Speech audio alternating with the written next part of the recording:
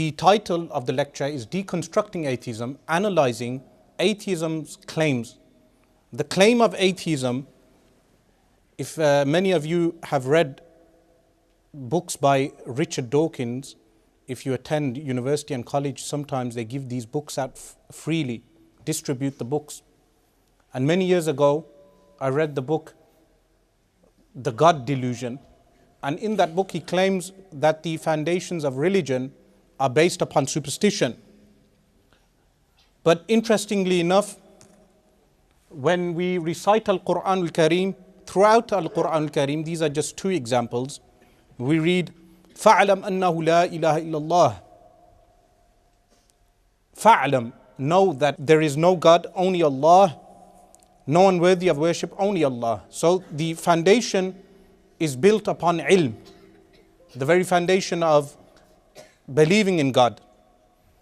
And another example of this is the verse, لِتَعْلَمُوا أَنَّ اللَّهَ عَلَى كُلِّ شَيْءٍ قَدِيرٌ.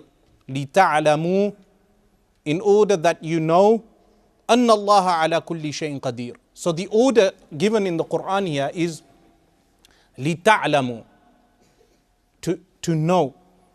So the foundation of belief is based upon knowledge. Superstition, on the other hand, is defined as excessively credulous belief in and reverence for the supernatural.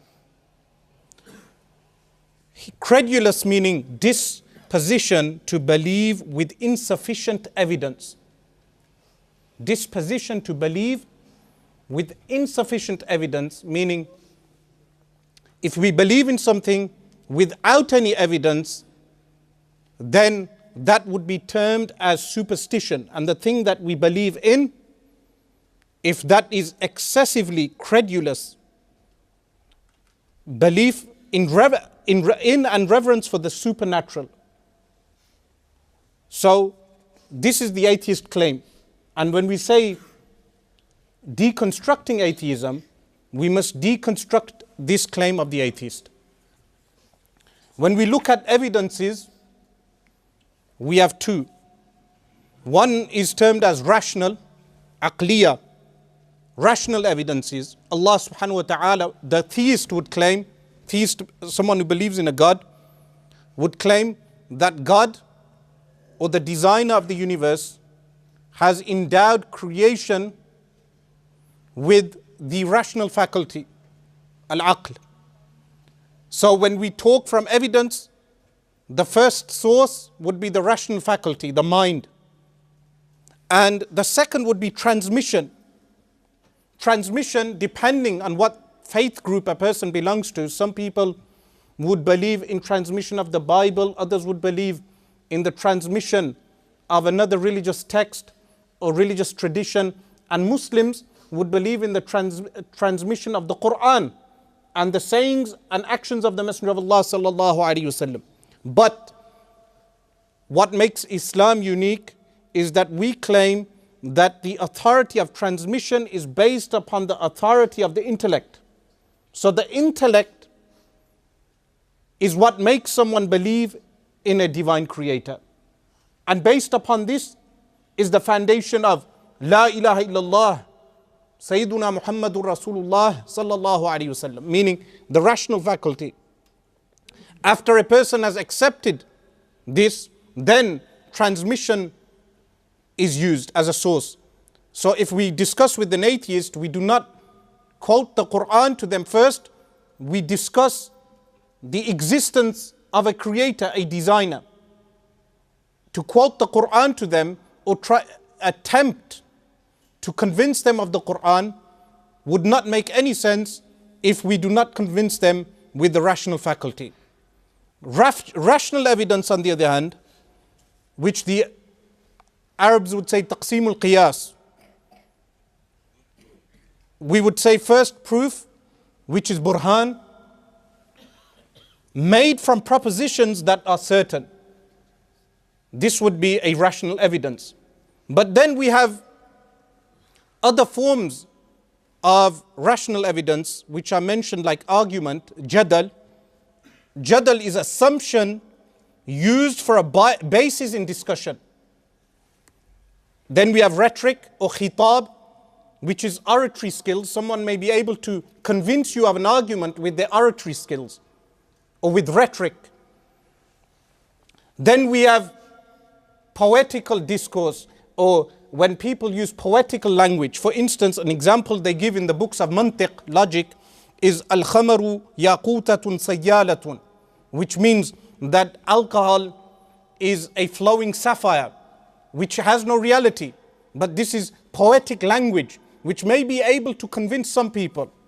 The fifth one is deceitful, sophism. The word sophism, in Arabic they refer to it as a sophastai, which is from sofa and asta. The meaning of sofa is hikmah, which is wisdom, and asta is talbis, to confuse someone. So a specious argument, apparently good or right, though lacking real merit. Now the second type, which is mentioned as argument, jadal. For instance, if we say to Ahlul Hind, people of India, ذِبْحُ الْحَيْوَانِ مَذْمُومٌ, that slaughtering an animal is despicable, the Hindus of India would accept this. This is an argument for them. But other people would throw this out of the window and would not accept this as a logical argument. So when Muslim theologians discuss the existence of Allah subhanahu wa ta'ala, what they base this upon is the first type, which is proof burhan. This is known as burhan. This is the sole foundation of accepting the existence of God. We do not use jadal, which would be argumentation or assumptions used to convince someone. We do not use an assumption to convince someone. The third would be rhetoric, khitab. Oratory skills may differ from person to person. A person with superior oratory skills may be able to convince people of an argument which is specious in its foundations, like Hitler did in Germany. His oratory skills were unmatched. He was able to convince many people. The fourth being poetry. Poetry is not used as a source of evidence. And the fifth being deceitful, sophism or sophista, this also being something which is unconsidered when dialoguing with an atheist or with anyone else for that matter. So this burhan, which was the first one of the rational evidence, is proof, which in Arabic is known as burhan, would be divided into basic principles, fundamentals. For instance, in Arabic they call this awwaliyat. For instance, if we were to say the whole is larger than the part, this is something accepted. Common sense tells us that the whole is larger than the part.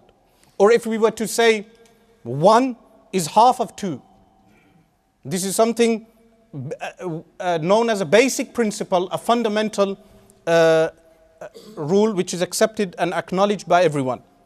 Another type is empirical evidence, mushahadat, something which is observed. For instance, if we say fire burns is something, fire burning is something observed by everyone. And in the same way, if we say the sun gives light.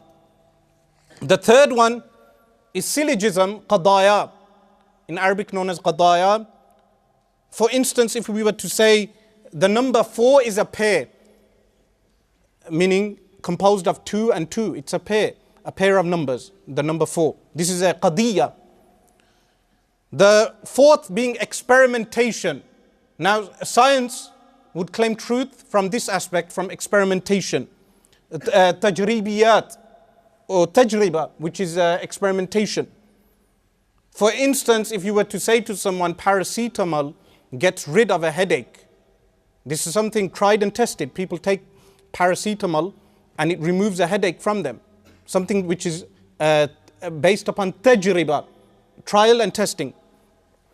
The fifth being intuition, which is known as hadas.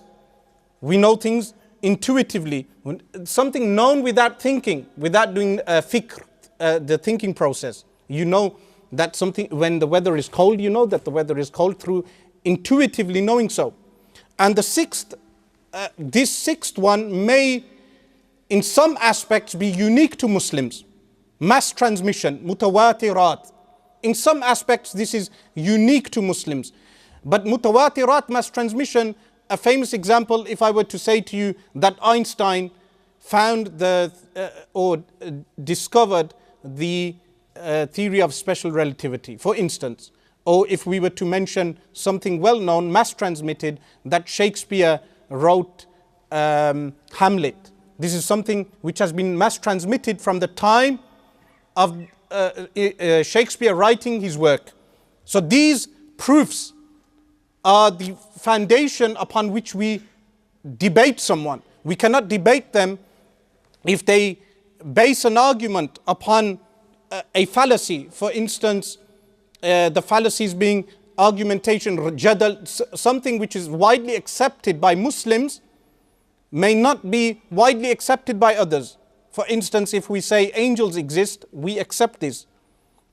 But an atheist would not accept this. He would say this is based upon superstition. But the foundation of argumentation would be the first, which is burhan, proof, which are these 6 basic principles: empirical observation, syllogism, experimentation. Remember, syllogism must be composed of valid propositions, and then experimentation, intuition, and mass transmission. So the result of any form of argumentation would impart any one of the following 5.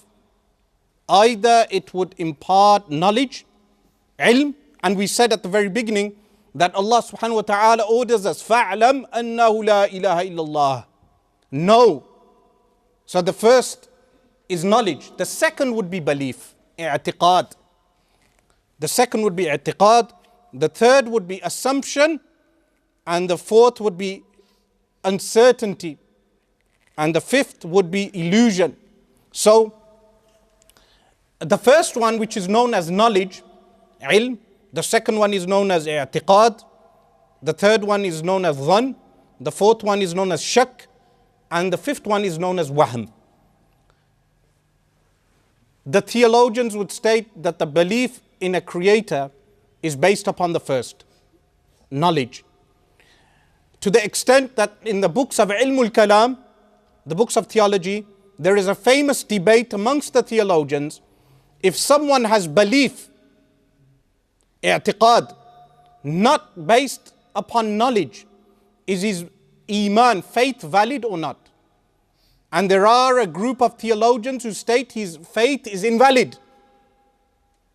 And then there is a group of theologians who state that if he blind follows someone, he's a muqallid in faith, and that person he blind follows changes his belief, and he changes with him, then his belief, his faith is invalid. So the very foundations of faith are built upon knowledge. This is very important when discussing with an atheist, that we highlight that our faith must be based upon knowledge, upon ilm. If our faith is not built upon ilm, then we fall into the second category, which is belief. And this is disputed amongst our Sunni theologians as to whether this is valid or not. And any faith built upon assumption, uncertainty, or illusion would be invalid. Now, when discussing with an atheist regarding scientific points, we must ask them also, are the scientific points that you are bringing up, do they impart knowledge?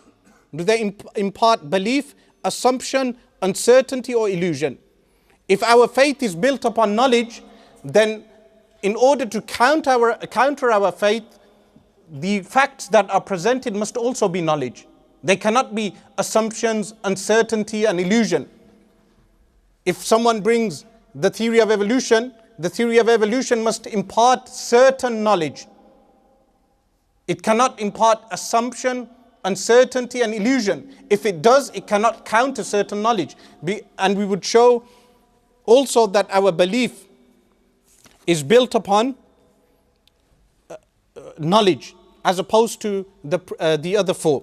So here we have deduction types, inferences which are made from observing, mushahadat. For instance, we have the observation of cause and effect. Fire equals burning. This is cause and effect, meaning fire is the cause and then burning is the effect. We have effect on cause, like burning equals fire. If we see something burning, we know that the burning is caused by fire. And we have one cause and two effects. What would be the example of one cause and two effects? For instance, if you see a cauldron of water and fire, and the water is boiling, you know that the effects of the fire upon the water, one is boiling to make the water boil, and the other is to make the water hot. This is one cause and two effects. So when we observe things around us, we will know of cause and effect. Now, cause and effect would fall into which category of the previous, what we mentioned? Cause and effect would impart certain knowledge. Why? Because what we mentioned, basic principles. This is based upon basic principles, awwaliyat, and empirical knowledge also. This is something observed. This is also intuitive. This is also known through mass transmission and also experimentation. That cause, like fire burning, and burning is caused by fire, effect on cause, and one cause and two effects. Now, simple observations of the universe around us. One is everything that does not have existence from itself, its existence is from something else. Basic premise. Also, whatever was not and then came into existence has a cause. And number three, everything temporal, contingent, and dependent is caused by something. The meaning of contingent being, according to the Muslim theologians, al-wujud ba'd al-adam, which is existence after non-existence. That something has no existence and it comes into existence. These are three simple, observable facts. Everything that does not have existence from itself, its existence is from something else. Whatever was not and then came into existence has a cause. Everything temporal, contingent, and dependent is caused by something. Now, when a person would present science, we would ask which one of these basic points does science refute? Which one of these basic points? And what type of knowledge does science impart by refuting these basic intuitive facts? When discussing what is commonly mentioned is God, Jesus, Bible, priest, this one especially, organized religion, church, pope, jihad, holy war, sharia. These are ad hominem attacks upon the very belief of a creator. Why? These distract from the real issue, which is a cause, ultimate power, agent, omnipotent force, creator and designer. These are two different facts. If a person rejects a religion or organized religion, or rejects Jesus, Sayyiduna Isa alayhi salam, or rejects the Bible, or rejects the Quran, or rejects Sharia, or rejects holy war, or rejects jihad, or rejects the Pope, or rejects the church, this does not do away with the foundational point, which is that there is an ultimate cause for the universe, there is an ultimate power, there is an agent that caused the universe, there is an omnipotent force, there is a creator and a designer. So when discussing with any atheist, if they quote the Quran, in order to quote the Quran, that would mean that they, for instance, what is commonly quoted today is killing and violence in the Quran. But the question to the atheist would be, why would killing and violence be wrong for someone who does not believe in a creator? What is the moral argument for killing and violence being wrong? Maybe they can bring that up in the Q&A. Then, what is commonly presented is what is known as the Kalam cosmological argument. Now we know that certain Christians have latched onto this argument, but they acknowledge the fact that this argument was developed by the Muslim theologians, mutakallimun. Therefore the title, the Kalam cosmological argument. The argument is based upon simple facts. Everything that has a beginning has a cause. The universe began to exist, which is now something observable by observing the universe expanding. We know that the universe had a beginning. also proven by thermodynamics. And the universe has a cause. The cause is the originator. Al-muhdith lil-alam. The Arabs refer to this as al-muhdith lil-alam, the originator of the universe. Based upon the fact that the universe began to exist, the universe has a cause. Why? Because everything that has a beginning has a cause. And the cause is the originator. Al-muhdith lil-alam, the one who has brought the universe into existence. This is also based upon the fact that it is impossible the formation of an actual infinite by addition. You cannot have something being infinite. If someone states that the universe is infinite by addition, this is a logical absurdity. In the same way, a contingent infinite cannot exist. Something which is contingent in itself cannot be infinite. How is the universe contingent? When we observe the universe, the observable universe shows us that ajza'ul alam, which is parts of the universe, are something which come into existence and go out of existence. Now, if parts of the universe are contingent, this in effect would mean that the entire universe is also contingent. And the fact that the entire universe is contingent, otherwise you would say that the eternal universe is composed of parts which are contingent, and the eternal universe is dependent upon contingent parts, which does not make any sense. Because for something to be eternal, it needs to be eternal and self-subsistent. Self-subsistent. We cannot have something being eternal and being composed of contingent parts. Otherwise, the alternative to this argument would be it sprang into existence wholly uncaused out of nothing a finite number of years ago. Caused and came into existence out of nothing. This would be the alternative to this argument. The objections to the Kalam cosmological argument are three. Firstly, events have a cause. They state that why do you state that events have a cause? It is not necessary that events have a cause. This is the first objection. But this objection goes against rational reasoning. Which rational reasoning? Those basic principles of al-Burhan, that awwaliyat, something which is known, and hadassiyat, which is something known intuitively. We know everything around us, events have a cause. So by rejecting this, like Bertrand Russell, when debating Copleston on BBC Radio many years ago, he refused to acknowledge the terms. When Copleston mentioned the contingency of the universe, Russell denied the terms, saying that we just believe that the universe is there. It does not necessarily have to have a cause. So by denying terms or denying basics of the human rational faculty, an atheist would attempt to get away with this argument by saying events do not have a cause. But this is something known intuitively, badahatan. Secondly, explanations from outside of the universe. This is mentioned by people like Paul Davies and others, that why do we need to have an explanation from outside of the universe? Why cannot the universe explain itself? The reason for this is that it would lead to another logical absurdity which is known as dawr, circular reasoning. What caused God?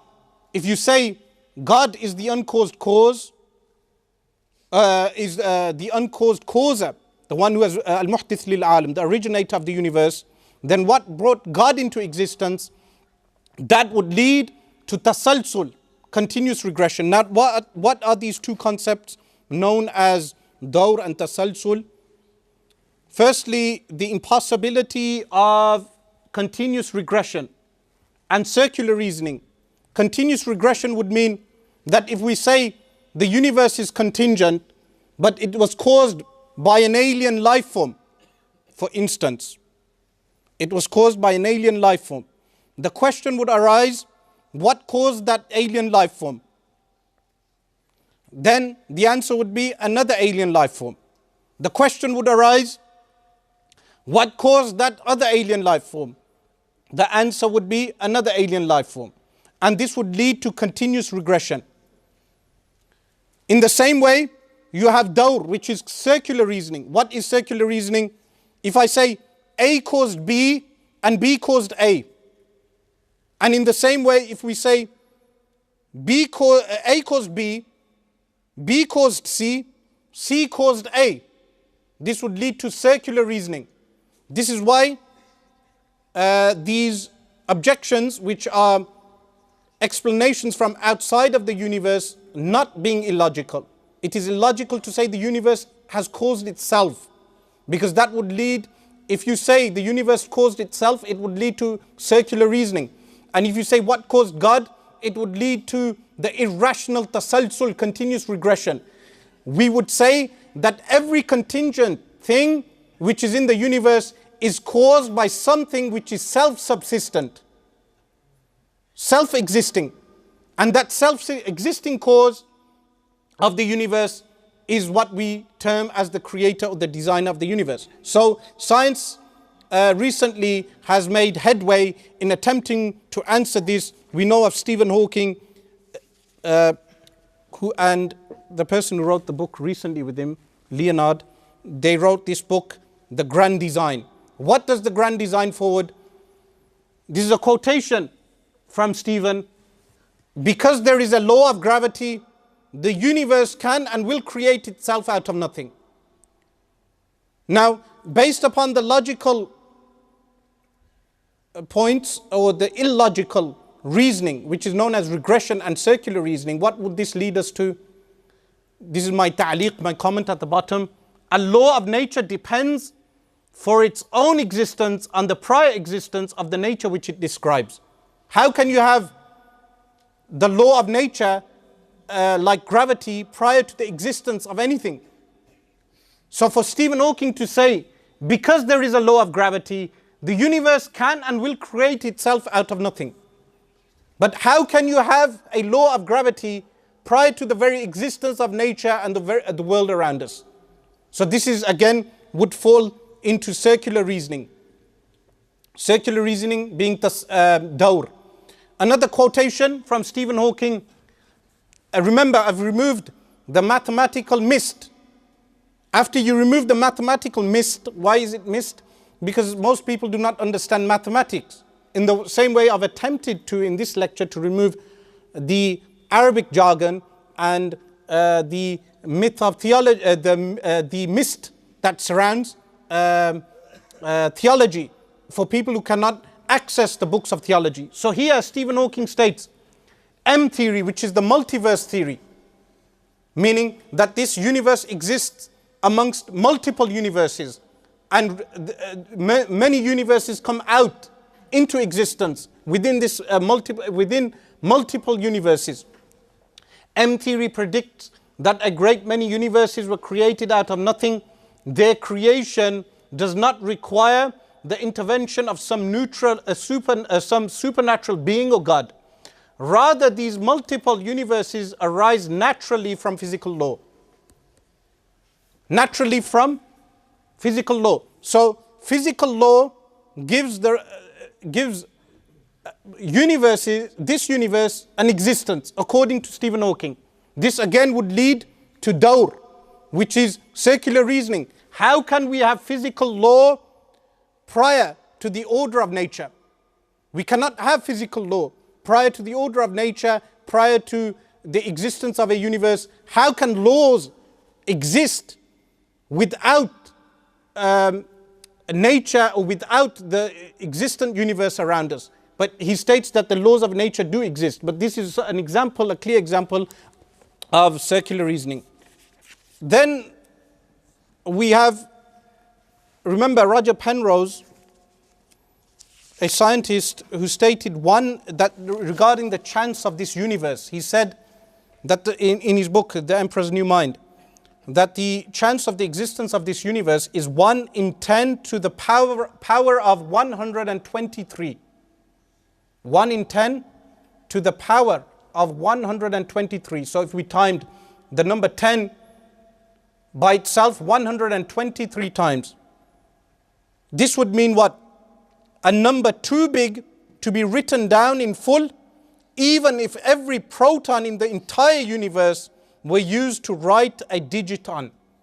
So if you took every proton in the universe and you wrote a digit, the digit 0, that is the chance, according to Roger Penrose, of having the existence of this universe. So we would ask, what is the existence of this universe based upon chance, necessity, or upon the originator of the universe? Al-Muhdith lil-Alam. So when we have something known as the design argument, which is used by scholars like Sa'aduddin al-Taftazani rahimahullah and many others, that would mean that the universe around us is finely tuned and designed. Now, for instance, pure mathematics applies exactly to the universe, and physical elements behave in periodic regularity, mathematically quantifiable and closely correlated ways, captured by pure mathematical formulae, meaning that the observable universe, everything we observe around us, fits mathematically, including elements around us. Those elements are in accordance with mathematics. Is this by chance? We would say this is not by chance. Now, 6 numbers that finely tune the universe is a reference to a book written by Martin Rees known as Just 6 Numbers. This is he places 6 numbers, these 6 digits that are placed here, stating that these 6 digits finely tune the universe. The first one, some of them that he mentions, for instance, this one that looks like N. He states, the cosmos is so vast because there is one crucially important huge number in nature, equal to 1,000, 1,000. This number measures the strength of the electrical forces that hold atoms together, divided by the force of gravity between them. If n had a few less zeros, only a short-lived miniature universe could exist. No creatures could grow larger than insects, and there would be no time for biological evolution. So he's a believer of evolution as well. He states evolution in itself would not have taken place if this number had not existed. Then another number which is like this number, which looks like an E, he mentions another number whose value is 0.007, defines how firmly atomic nuclei bind together and how all the atoms on Earth were made. Its value controls the power from the sun and more. And more sensitively, how stars transmute hydrogen into all the atoms of the periodic table. Carbon and oxygen are common, whereas gold and uranium are rare because of what happens in the stars. If this number, meaning E, were 0.06 or 0.008, we could not exist if this number was not around. And in the same way, this other cosmic number, omega, the cosmic number omega measures the amount of material in our universe. Galaxies, diffuse gas and dark matter. Omega tells us the relative importance of gravity and expansion energy in the universe. If this ratio were too high relative to a particular critical value, the universe would have collapsed long ago. Had it been too low, no galaxies or stars would have been formed. The initial expansion speed seems to have been finely tuned. And regarding this lambda, this number lambda, he states, measuring the 4th number, lambda, was the biggest scientific news of 1998. An unsuspected new force, a cosmic anti-gravity, controls the expansion of our universe, even though it has no discernible effect on scales less than 1 billion light years. It is destined to become ever more dominant over gravity and other forces as our universe becomes ever darker and emptier. Fortunately for us, and very surprisingly to theorists, a lambda is very small. Otherwise, its effect would have stopped galaxies and stars from forming, and cosmic evolution would have been stifled before it could even begin. And then he states regarding this one that alpha, which looks like a Q, he states, the seeds for all cosmic structures, stars, galaxies, and clusters of galaxies were all imprinted in the Big Bang. The fabric of our universe depends on one number, Q, which represents the ratio of two fundamental energies and is about 1/100,000 in value, or 1/100,000. If Q were even smaller, the universe would be inert and structureless, meaning it wouldn't exist. If Q were much larger, it would be a violent place in which no stars or solar systems would survive, dominated by vast black holes. And the sixth crucial number, which looks like a D, delta, the sixth crucial number has been known for centuries, although it's now viewed in a new perspective. It is the number of spatial dimensions in our world, D and equals 3. Life couldn't exist if D were 2 or 4. Time is a fourth dimension, but distinctively different from the others in that it has a built-in arrow. He carries on, but on the next page, I've underlined something which he states. He states, perhaps there are some connections between these numbers. Perhaps there are some connections between these numbers. He states further down, these 6 numbers constitute a recipe for a universe. Moreover, the outcome is sensitive to their values. If any one of them were to be untuned, there would be no stars and no life. He states, is this tuning just a brute fact, a coincidence? Or is it the providence of a benign creator? I take the view that it is neither. So he rejects a creator at the end. But the Muslim theologians have been using this argument for many years, that the universe that we live in is a finely tuned universe. Now, some of you may have heard of Watson and Crick. Who's heard of Watson and Crick? The founders of the double helix. Crick believed in what? Does anyone know of his religious beliefs? He was an atheist, but he believed that it is possible that millions of years ago, aliens came in spaceships and placed life on Earth. So now we turn to these rational individuals like Richard Dawkins. We got a video to play of Richard Dawkins. I'm very intrigued by Second Life, very interested in the concept of a virtual world. I suppose you could say that the creators of Second Life, the conceivers and programmers, have in a way acted in a godlike way. I mean, they have made a world in which people can live, and that is godlike. You could imagine a science fiction novel in which we, the real world, you and me, actually live. It turns out, we discover that we are actually living in a second life that's been created by some alien intelligence, some superhuman intelligence on another planet, perhaps, if indeed another planet means anything in the context of this discussion. So we are the computer simulation of an alien intelligence. That is the, quote, God that has created us. Well, it's an intriguing thought, and it's hard to disprove. But would that intelligence really be a God? That's the question that is interesting me now. Would that intelligence really be a God? And I want to say no, it wouldn't. It would have all the attributes of a God. It would be of gigantic intelligence. It would know huge amounts more about the laws of physics than we ever could know. It would be capable of feats that we could only dream of. And so in all sorts of respects, we would want to call it a God. We would want to perhaps worship it as a God. But it wouldn't be a God in the following very important sense. This alien intelligence would itself have had to have evolved by something like the same slow, gradual, incremental process as we evolved by, as in the real world, Darwinian natural selection. So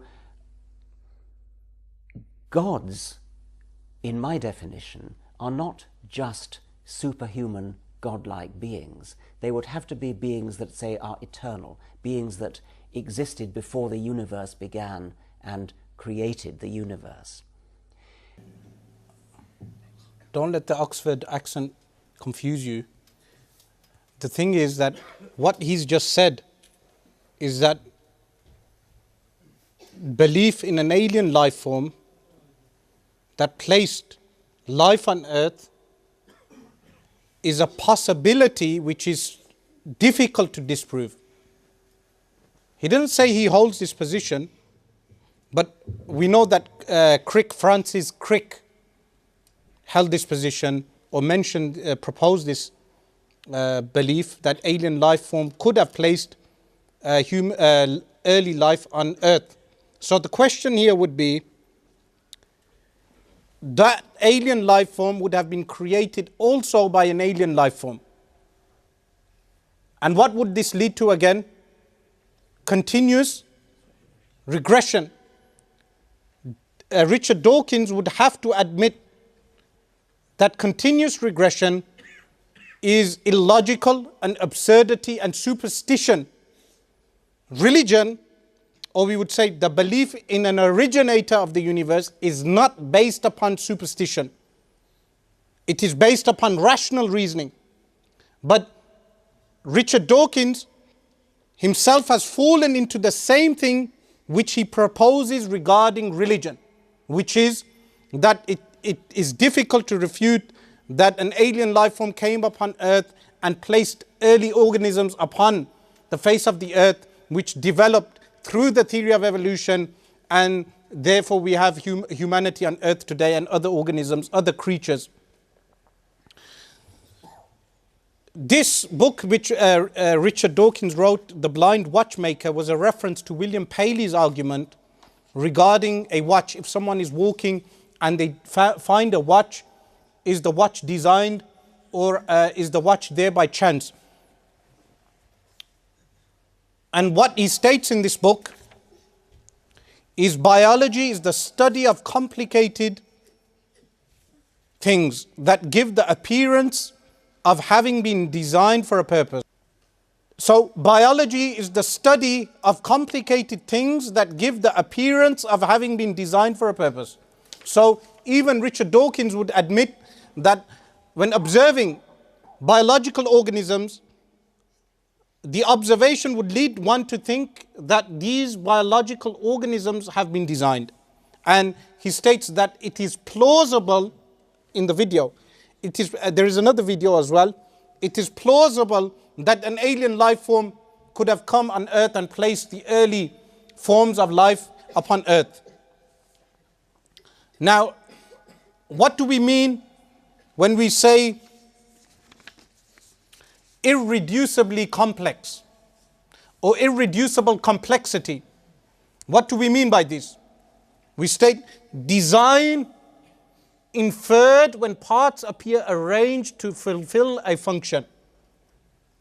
That when you have parts of something which seem arranged to fulfill a function, the more parts, more sophistication. The stronger the conclusion of design.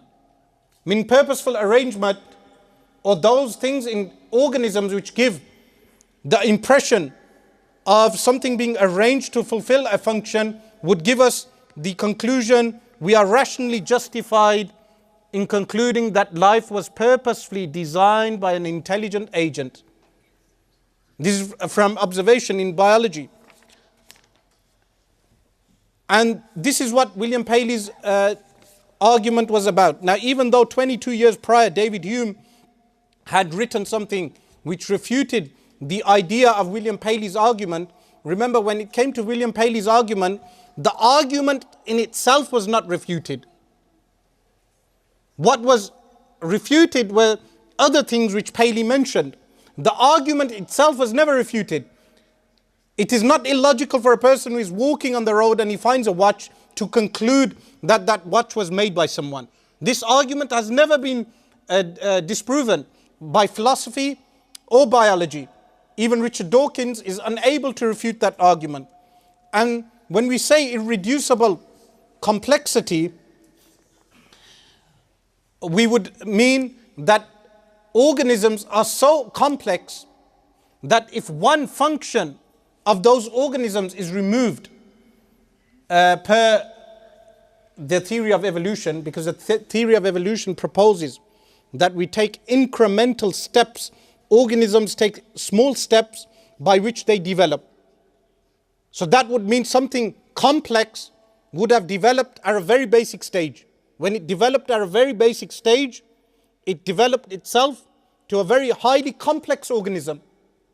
So irreducible complexity would mean that if we remove any one of these functions from an organism, that organism would become defunct.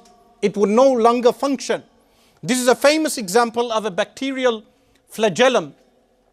Now this is a bacteria, and at the end you have this flagellum, which is a whip-like structure, which is composed of three things: a paddle, a rotor, and a motor. This is an example given by some creationist scientists. This is an example given by creationist scientists that this is irreducibly complex. That if you were to remove a paddle or a rotor or a motor from this bacterial flagellum, this would become defunct. It would no longer work. This is what we mean by irreducibly complex. Now, if we were to gather everything which is irreducibly complex and apply the theory of evolution would fall apart. Now remember, the theory of evolution, what we mentioned earlier, with regard to knowledge which is inferred, what did we state? We have knowledge, and then what do we have? What was mentioned? You have knowledge, you have belief, you have assumption, and uncertainty, and you have imagination. We would want to ask the atheist, where would the theory of evolution fall? Would it fall under knowledge? Knowledge means yaqeen, 100% certainty. The second would be belief, i'tiqad. The third would be assumption, dhan. The fourth would be uncertainty, shak. And the fifth would be wahm, which was imagination. Which one of these would evolution fall into? And here we have an example of a diagram of a cell. With this cell, you have something known as the cilium, which is also a whip-like structure which is attached to some cells, like the sperm cell, for instance. And the whip-like structure which is attached to a cell is known as flagella. Do not get it mixed up with the flagellum. It's a flagella when it's attached to a cell. The long cilium, this is known as. Again, the same problem is if you remove the motor, or you remove the rotor, or you remove the paddle, the action of that would become defunct.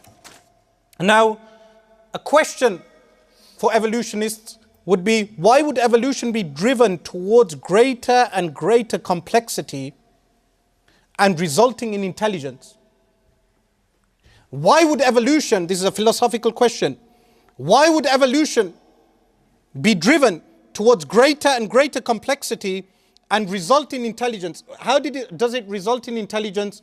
We are the result of evolution according to evolutionists, and we are intelligent. Human beings are intelligent. Or atheists would claim they are the acme, the pinnacle of intelligence. This is what they would claim. So why would evolution lead to complexity and intelligence? Another important point when looking at this is the lack of quantitative details. Estimation based on a proposed intermediate. What we mean by that is, in every other case of evolution, the evolutionists would propose an intermediate form. An intermediate form which is not quantitative in its details. And it is based upon estimation, based upon a proposed intermediate. So they give a proposition that this is the proposed intermediate, but they cannot qualify that through quantitative details.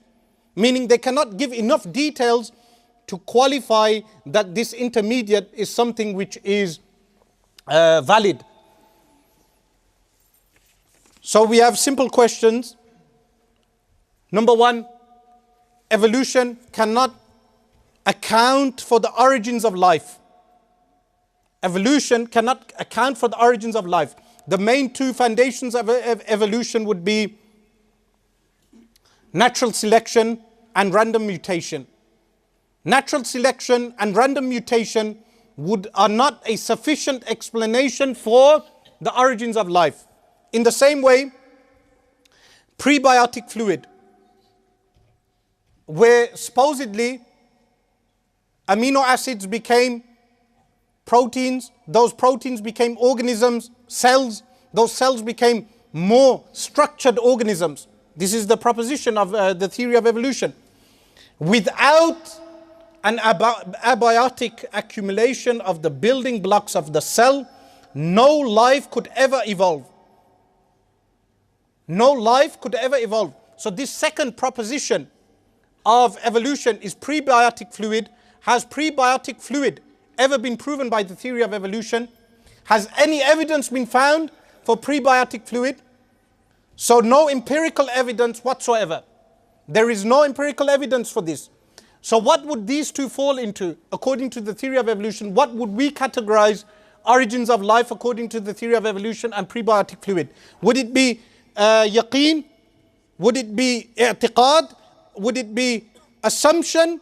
Would it be, what is the fourth one? Uncertainty. Or would it be imagination? I personally would go with the fifth, even if my life depended on it. Imagination. That the theory of evolution cannot account for the origins of life, and the prebiotic fluid has never been found. That amino acids formed in some water, and those amino acids became cells, and then those cells became organisms. In the same way, fossil record. The fossil record, we are told that the fossil record proves the theory of evolution. We are told this. Now remember, one important thing is that Richard Dawkins and Stephen Hawking are the new clergy for the Western Hemisphere. These are the new clergy.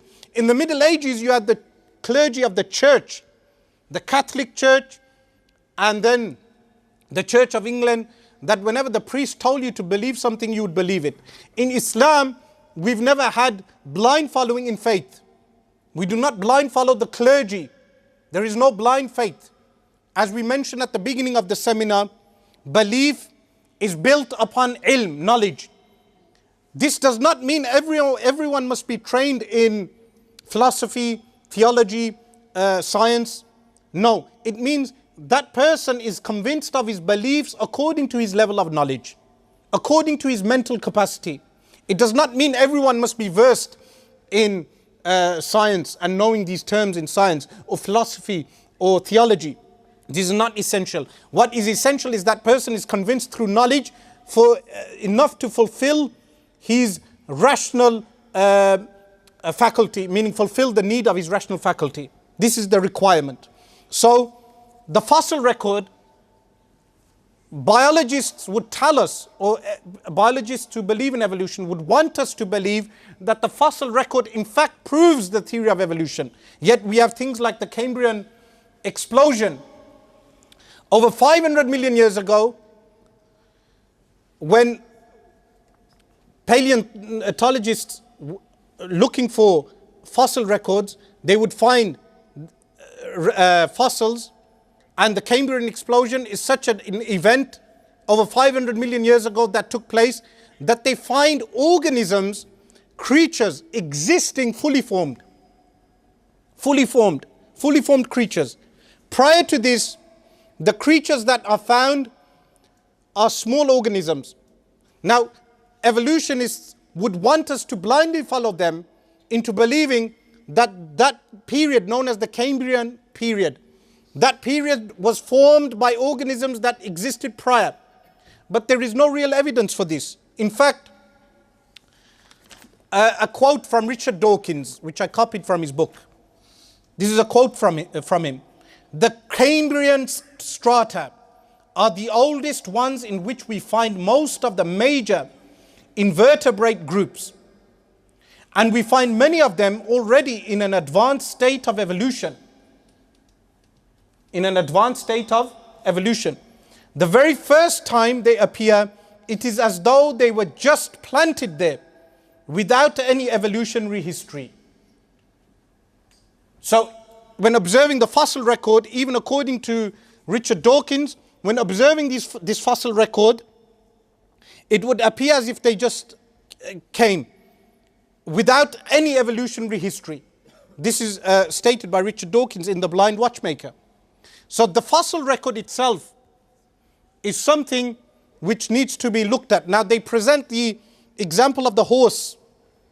Many of you may remember, they present the example of a horse, a small horse, and then the horse adapts until it is large. This is the next thing which is known as incremental steps. That evolution is caused by a slow, gradual process which takes millions and millions of years. Yet the Cambrian explosion was caused over 500 million years ago. Evolution, in terms of the theory of evolution, this is the time when it appeared was a very small moment of time. It is not sufficient for such organisms, such biological detailed structures to have evolved all of a sudden. The Cambrian explosion. This is an enigma which scientists have attempted to answer. This point about incremental steps.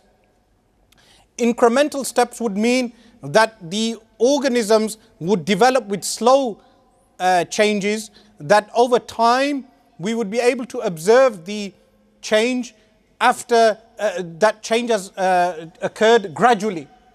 So we are not expecting something like this, half a bird, half a crocodile. This is not what we are expecting. What we are expecting is slow incremental changes, that those changes happen gradually until that creature has changed. Now, regarding this, there is a famous quote which is mentioned: if it could be demonstrated that any complex organism existed, or organ, this is a quote, organ existed, which could not possibly have been formed by numerous successive slight modifications, my theory would absolutely break down. Who stated this? Darwin. This is a quote from Darwin himself, that if an organ could exist which was formed, again, it could be demonstrated that any complex organ existed which could not possibly have been formed by numerous successive slight modifications, my theory would absolutely break down.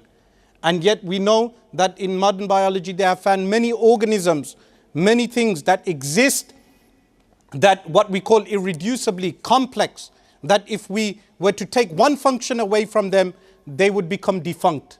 Like we looked at with the flagellum and the flagella in the cell and in the bacteria.